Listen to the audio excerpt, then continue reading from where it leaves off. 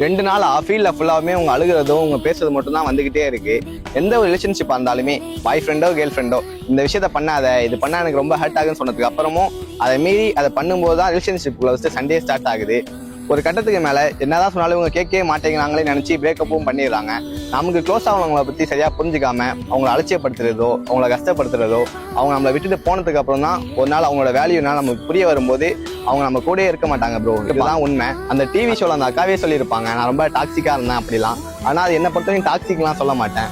ஏன்னு கேட்டிங்கன்னா, பிரேக்கப் பண்ணதுக்கு அப்புறம் அந்த பையனுக்கு கால் பண்ணி பேசுன்னு சொல்றதோ, அந்த பையன் ஃபோன் எடுக்கலன்னா அவங்க ஃப்ரெண்ட்ஸ் கிட்டலாம் சொல்லி கால் பண்ண சொல்றதோ, இது எல்லாமே அவங்க மேலே உள்ள பாசத்துல தான் சொல்லியிருப்பாங்களே தவிர அவங்கள டார்ச்சர் பண்ணணும் அப்படிலாம் அவங்க நினச்சே இருக்க மாட்டாங்க. எங்க நம்ம இப்போ கால் பண்ணலாம் லாஸ்ட் வரையும் அவன் பேசாமலே போயிடுவானோன்னு நினச்சி தான் இது எல்லாமே பண்ணியிருப்பாங்க. இது வந்து ரிலேஷன்ஷிப் மட்டும் செட் ஆகாது கைஸ்.